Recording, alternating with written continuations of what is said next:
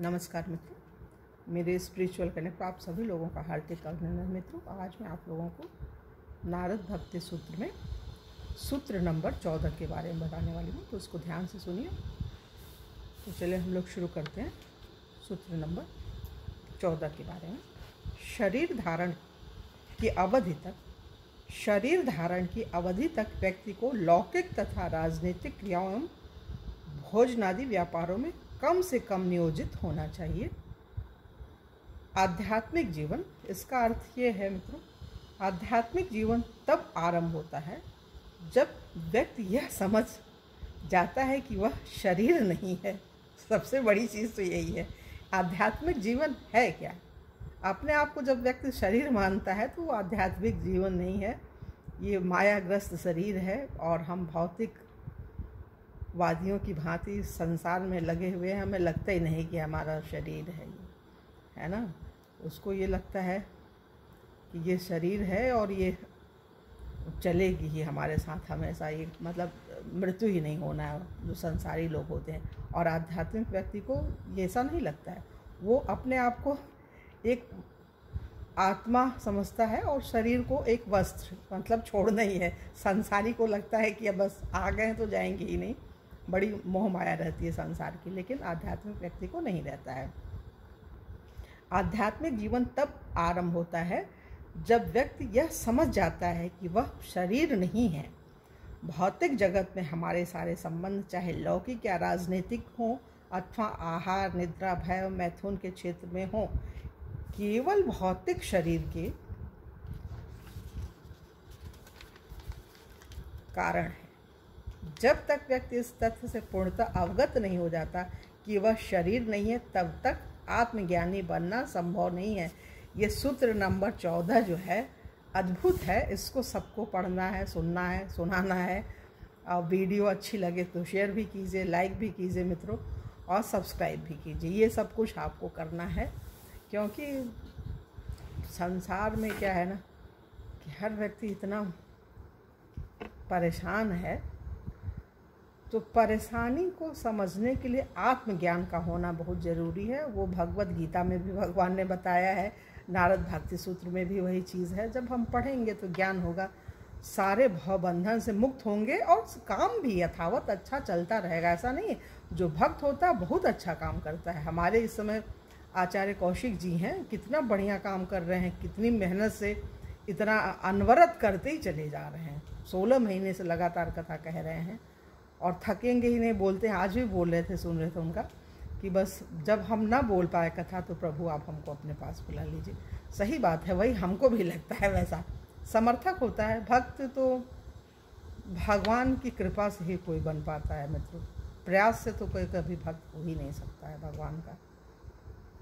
भगवान ने देखिए भगवत गीता के 18वें अध्याय के 54वें श्लोक में कृष्ण भगवान ने कहा, आत्मज्ञान का इस प्रकार वर्णन करते हैं। आत्मज्ञान का लक्षण है आनंद परिपूर्णता। भगवान बोल रहे हैं आत्मज्ञान का लक्षण है आनंद परिपूर्णता। व्यक्ति किसी हानि का शोक नहीं करता और न किसी लाभ का हर्ष मानता है। वह आध्यात्मिक समझ द्वारा सभी को एक ही स्तर पर देखता है। भक्तिमय सेवा में आने हेतु ये प्राथमिक गुण है। सर्वप्रथम जो आवश्यकता है, मतलब में ये होना ही चाहिए, ये पहले ही है। फिर भी शुद्ध भक्तिमय सेवा इतनी शक्तिशाली है कि ब्रह्मभूत जीवन की पूर्व योग्यता अर्जित न किए हुए भी इसको तुरंत ग्रहण किया जा सकता है। भगवान की सेवा में नियुक्त गंभीर भक्त स्वतः ही ब्रह्मभूत स्तर पर स्थित हो जाता है। पूर्व कथनानुसार भक्त का एकमात्र कर्तव्य वैदिक भक्ति के सिद्धांतों का गंभीरता से पालन करना है। अतः भक्त को सामाजिक एवं राजनीतिक कर्तव्यों में अधिक रुचि नहीं लेनी चाहिए, क्योंकि ऐसी समस्त क्रियाएं शरीर से संबंधित हैं। इसी प्रकार उसे अपना भोजन भी सीमित करना चाहिए। यह भक्तिमय सेवा के अनुशीलन में आवश्यक है।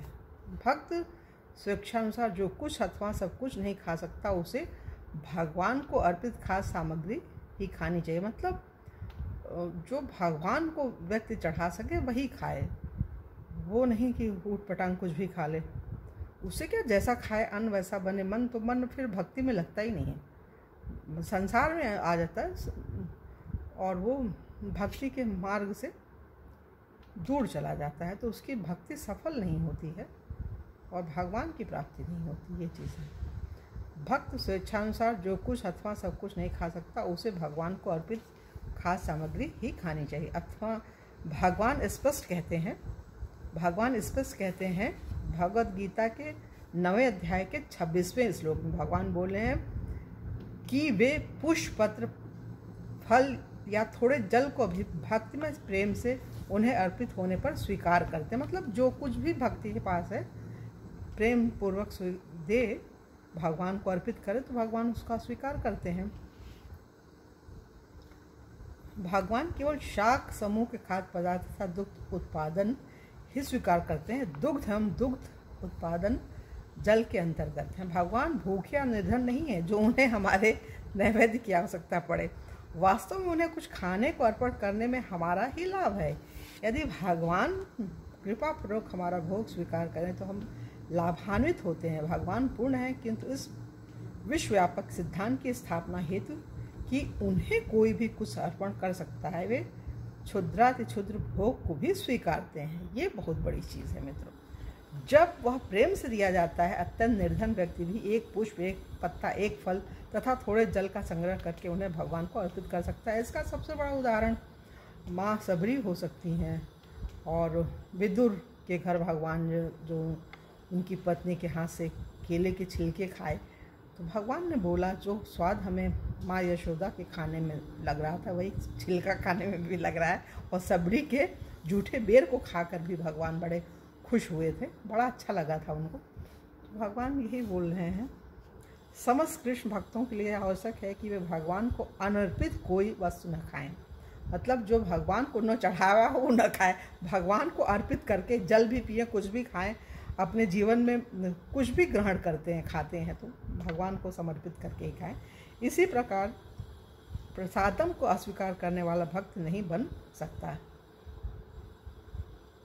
श्रीमद् भागवतम में भगवान ऋषभदेव कहते हैं कि जो शुद्ध भक्त बनने को दृढ़ है वह उन सामान्य लोगों के संग से बचता है जो केवल आहार, निद्रा, भय और मैथुन की पार्श्विक प्रवृत्तियों में ही संलग्न रहते हैं। लोगों का सामान्य समूह भ्रमवश स्वयं को शरीर मानता है एवं इसलिए वे सदा शरीर को सुदृढ़ ढंग से चलाने में ही व्यस्त रहते हैं।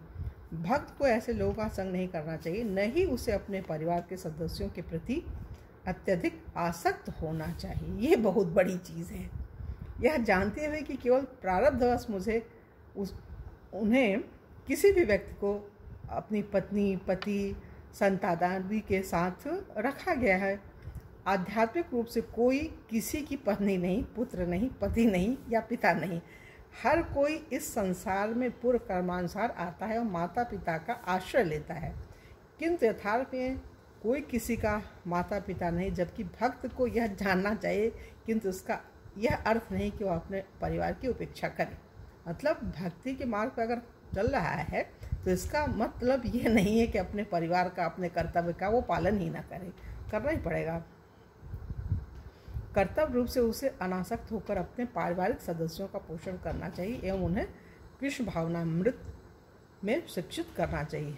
अतः सामाजिक या राजनीतिक जीवन में अथवा आहार, निद्रा, भय और मैथुन में अब भक्त को भौतिक आसक्ति से दूषित कोई भी कार्य करने से बचना चाहिए।